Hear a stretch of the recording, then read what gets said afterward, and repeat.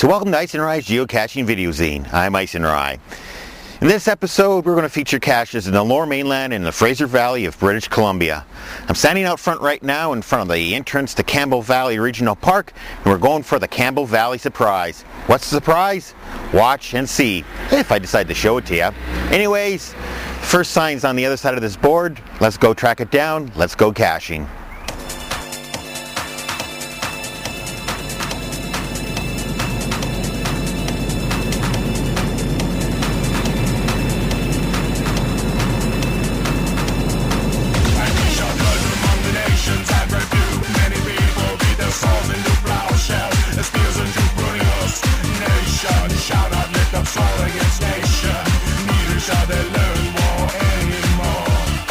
The Campbell Valley Surprise is actually a multi-part cache. You start off at where we were when we shot the introduction, and you have to go to different points. And at each point you find a sign that gives you information that leads you to your next checkpoint. And once you get to your final checkpoint, it'll tell you where the final cache is.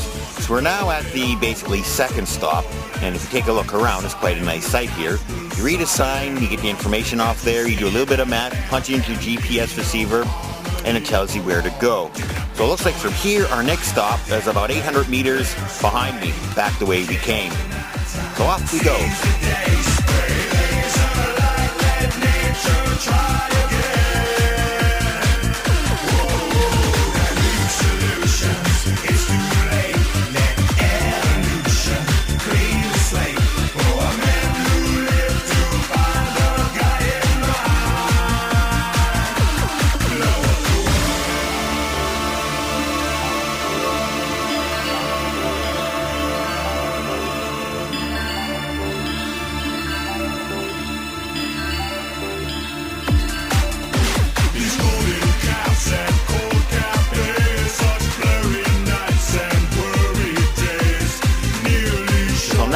Checkpoint of the Campbell Valley Surprise, and I now have the coordinates to head to the final cache. The cache is approximately 600 meters from where we are, in which direction we decide to go.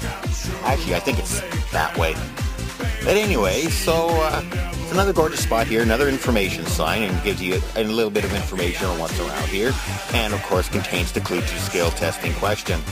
Anyways, we got the coordinates punched into the GPS. We're off to find the cache.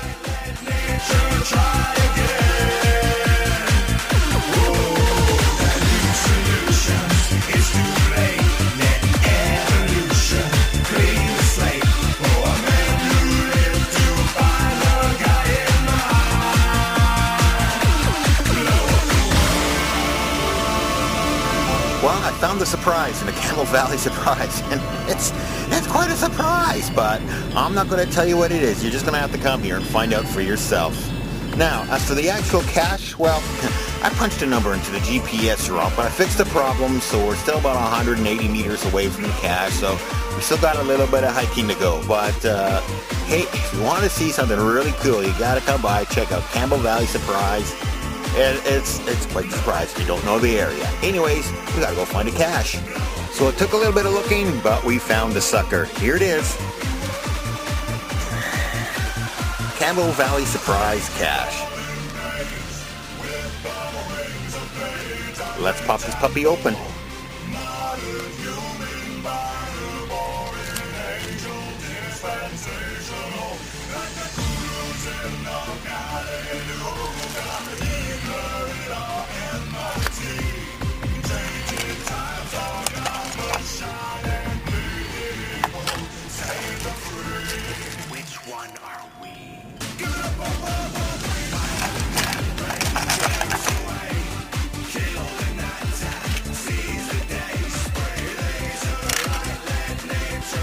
Okay, so I've signed the logbook, put everything away, and all I'm going to add to the cache is a copy of my VCD, which of course will play in any DVD player.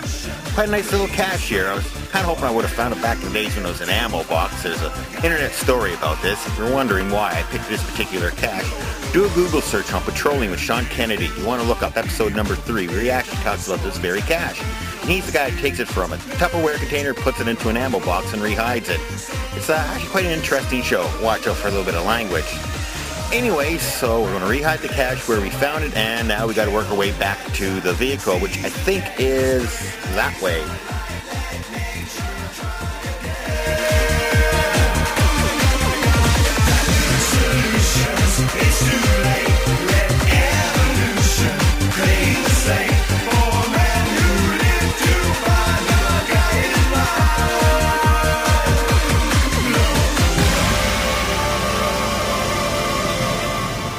Well, we found our way back to the van. Pharmadude, creator of Campbell Valley Surprise. Thanks, man. That's a really fun cache.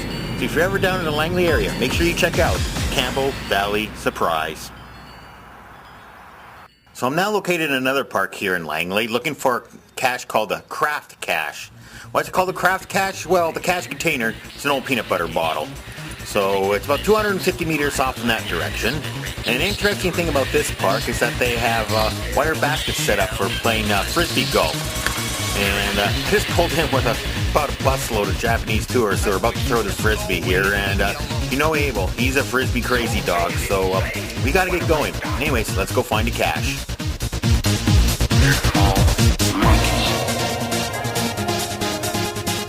The sentence shall be life imprisonment. We are now approximately 10 meters away from the cache. So this is when you pull up the PDA, check the secret clue. Let's go find this sucker. Well, it's about half an hour later now. I've been searching high and low for this cache. And guess what? I can't find it. So I've checked the hints, I've checked previous logs, and there's no sign of this sucker. GPS takes me right down to where it's almost 0 meters, and I've looked at the clue. And there's two things that are mentioned. One's a secret clue, which I won't mention. I'll let you decrypt that yourself. But he does mention stinging nettles, which, if you've never felt one before, they hurt like heck. So I found a huge pile of stinging nettles. I've happened to tie in with what the final clue is, but no sign of the cache. So, believe it or not, this one is going to go down as it did not find.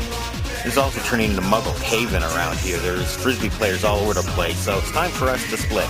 Now, on the topic of did not find, a lot of people don't really like booking them because, you know, it's bad for the ego. It's like, oh God, this is like a level 1 cache, okay, and I couldn't find it. So that makes me look pretty bad. It could be that, hey, I was just looking in the wrong place, or maybe the cache is missing. I don't know. That's one of the interesting things about these games. But it is up to you, the cache finder, to actually log your do not finds. Because you have to let the cache owners know if there is something wrong with the caches or not. So, if you look for a cache and you can't find it, swallow your pride. Just say, hey, I couldn't find this. Cache owner gets enough of them, maybe they'll go out and look, and maybe the cache is truly missing. But anyways, we're going to write this one off as a did not find. Let's go find another one. Okay, so I found another cache, or I'm looking for another cache. It's called Geek Cache. I figure it's appropriate considering what I travel with when I go on the road. Notebook computer, PDA, iPod. Oh, and the list goes on and on and on and on and on. Anyways, it appears to be about 50 meters behind me down this trail. So, we got the GPS receiver. Let's go looking for it. Alright, so I found the cache. Here it is, the little Bailey's container. So we're just going to pop it open, take a look inside, and see what's in there.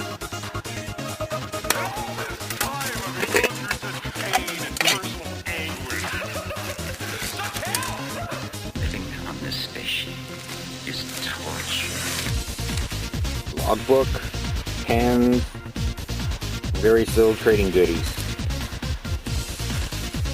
Okay, so I've signed the logbook, I've re-hidden the cache, and it's time to go find another one.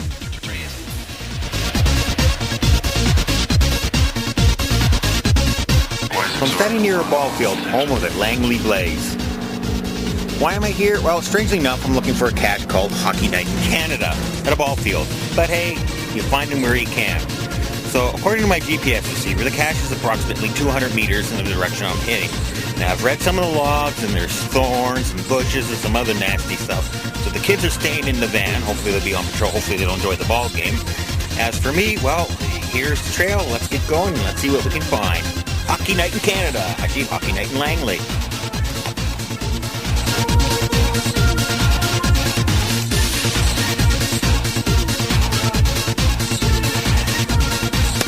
Okay, so far so good. We're about 15-20 meters away from the cache. I still have all my body parts. I haven't torn anything yet. Good luck. So time to check the clue. and let's go find it. We're looking for an ammo box, so nice and big and on a micro. I like it. Oh yeah, let's go find it. There it is. Found that little sucker. Yeah, it wasn't quite where I expected. I had to do a little bit of backtracking, but the extra two definitely comes in handy. So as you can see, there's a nice ammo can, and no, this isn't exactly where I found it. I'm not going to show you that. But anyways, let's pop this puppy open and see what's inside. Okay, so most of the items in here have hockey things. There's your generic hockey puck. Hockey puck.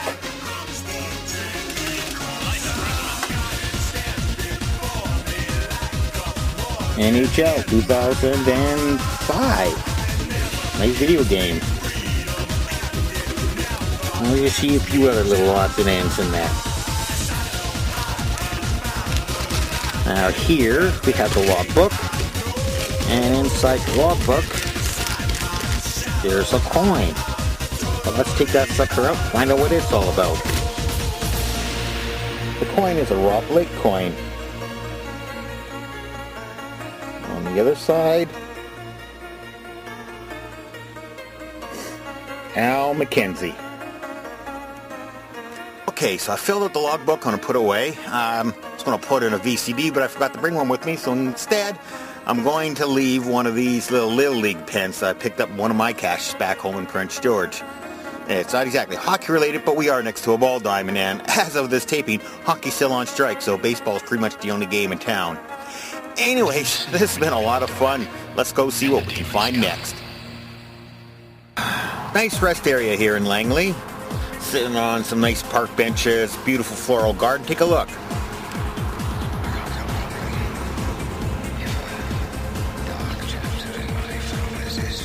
Surrounded by birdhouses. Ah, yes. You never know what you might find here, you know, just sitting around taking a look and, oh, gee.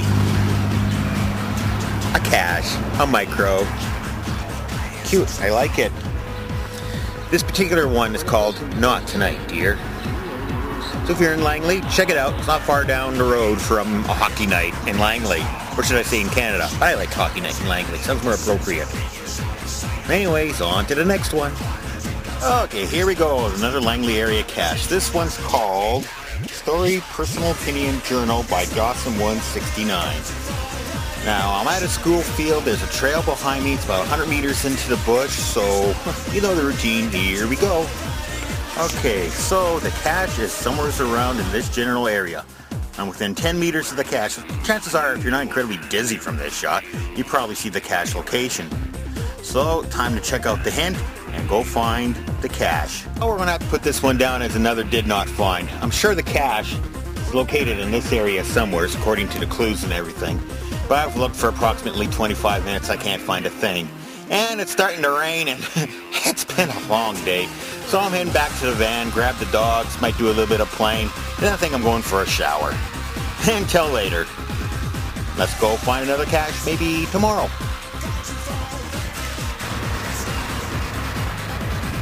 So when I did my meet and greet donut cache back in Prince George in March, I was sent a link by someone from the Lower Mainland. It was called their Timbits Challenge.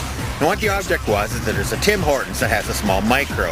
You go to the Tim Hortons, find a micro, you sign it, then just around the corner was a Krispy Kreme. Well, it turns out this is the only Krispy Kreme in all of Canada. And you come here, you also find another micro, you sign it, you go inside, you buy donuts, you take them home, you try them out, whichever one you like best, you go back to the site and say, hey, I vote for this particular place. So here I am at the one and only Krispy Kreme in all of Canada.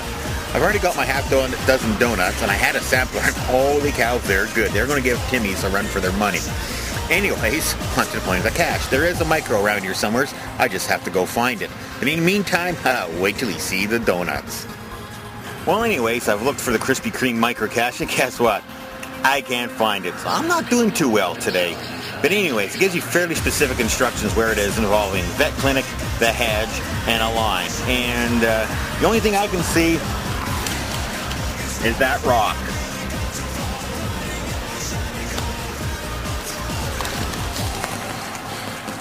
And that rock ain't a cache. So, This thing's either incredibly well hidden, or I'm blind, or it's not here. But anyways, I have some donuts. So let's go off to Tim Hortons and see what happens there.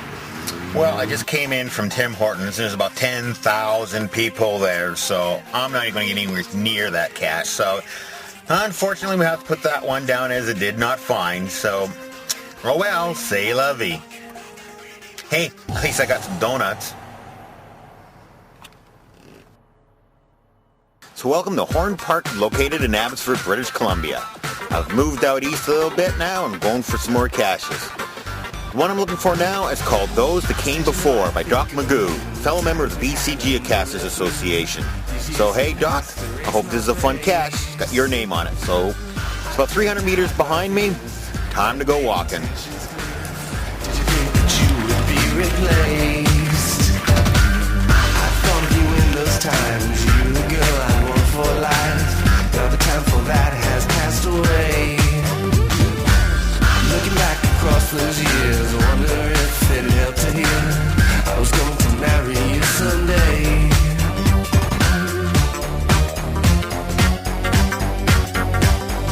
How could I say I needed you when I didn't even know? Okay, found the sucker. Have a look.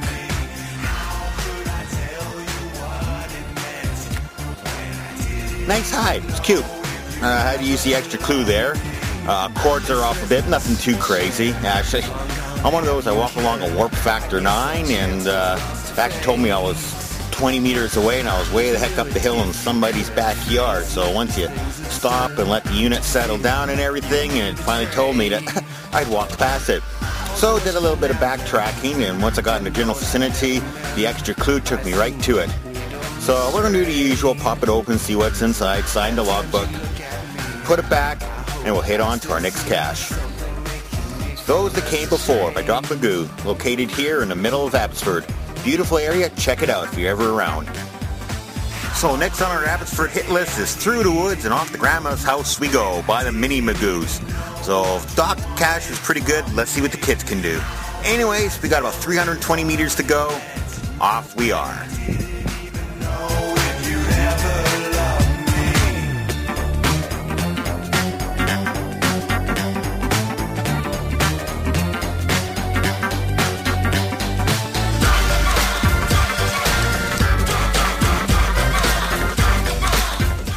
This is a bridge.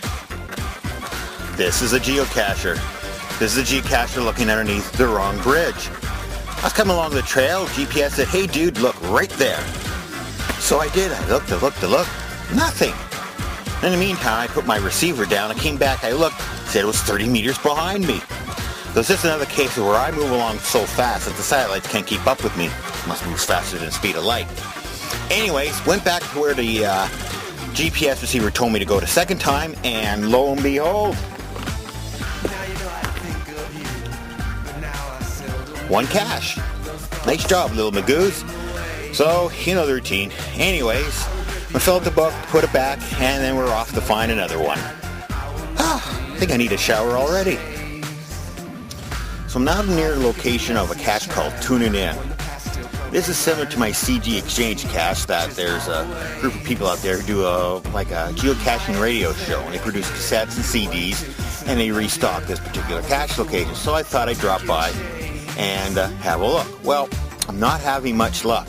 I think I'm near the location. I've used a secret clue, and well, I'll show you what I found. I found a cache, but it's not quite what you expect. If you reach down to here, oh look, a Ziploc baggie. Let me hold up the Ziploc baggie. That ain't a geocache. So there's Ziploc baggies all over the place. I actually found a pencil down at the other end of this bridge, so I'm going to take a look for a couple more minutes, but I have a strange feeling somebody found this cache and it don't exist anymore. Oh well. Anyways, I'll have another look and see what happens. So miracles and miracles, look what I found.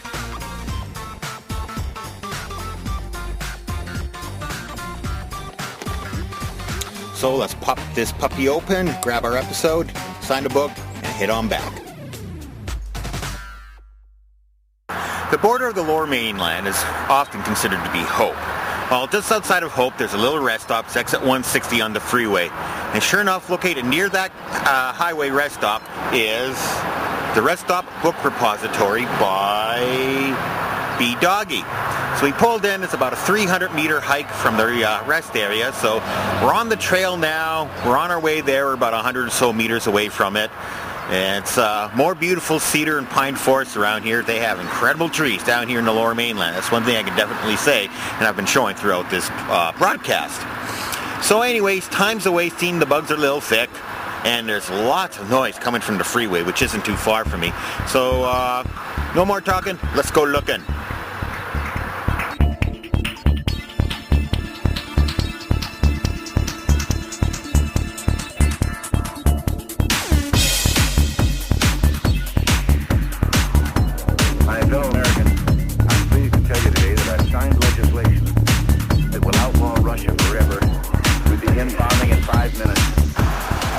Here's a problem.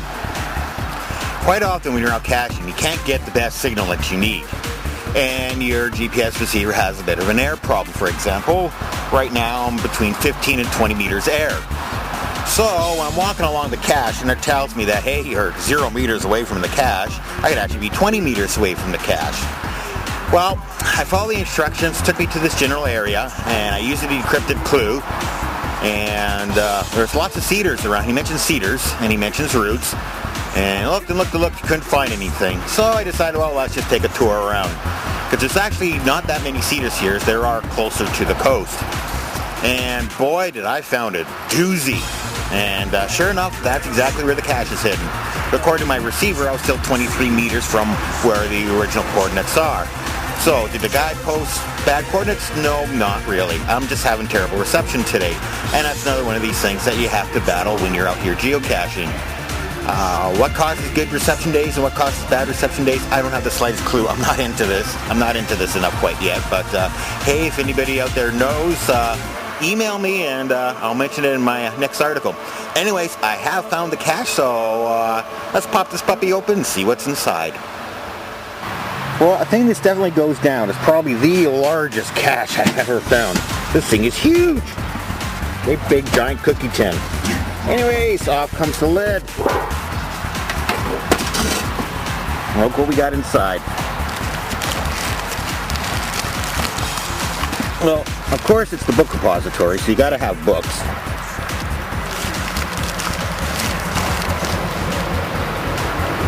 I don't know if we can see them there, but we have books.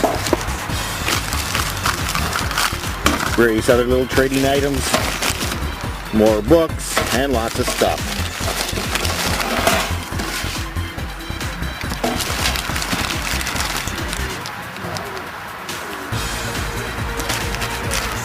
Okay, so we're going to find this logbook and sign her up. It's amazing some of the things you find in caches. A postcard from Prince George featuring Mr. PG. And you know what? If you look real closely at this picture, next time you're in the Prince George area, check out a PG view, number 6, the Stick Man Cometh. If the actual cache is in this picture. Okay, so I signed the logbook and now I'm going to do my exchange. I am going to take this copy of Swim with Sharks. I don't know how to swim. I could use an instruction manual. And I am going to leave a copy of 9 Dead Dogs, some piece of pulp fiction about something that happened in Saskatchewan. Actually, I didn't read the book myself. A friend just gave it to me. He said, "Here, go park this somewhere." And of course, going to leave one of my limited edition BCDs. They're actually turning into quite a popular item. So, clean her up, put her back, head back to the van. Well, this rest stop marks the end of our lower mainland geocaching trek. Found quite a few, filmed most of them. There's actually some that I didn't get a chance to film that I did find. A lot of urban caches, a lot of really cool stuff in Burnaby. If you're ever in Burnaby, you gotta check out a series of parking lot caches. They're little micros and they are so sneaky. I had so much fun with them. Found one in New West, and I found one similar to it out in Abbotsford. Really cool. But just to give you an idea of what's down here, I did a pocket query starting in Stanley Park for 500 caches within a whatever radius. Well, I got 500 caches. I was in Richmond. So my GPS can handle 200 caches at a time. I can handle 500 waypoints, but I only put in 200 at a time. And from one spot where I was camped out in Cloverdale, 200 caches took me within a 15-kilometer radius.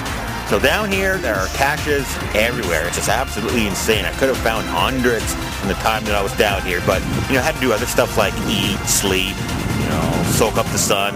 More importantly, dry from the rain. Oh, it was wet. But anyways, Lower Mainland geocachers, hey, you guys got some really creative stuff down here, and I can't wait until I get down again to try some more caching. But in the meantime, and in between time, that's it. Another episode of Icenrye's Geocaching Videozine. So until then, cache on.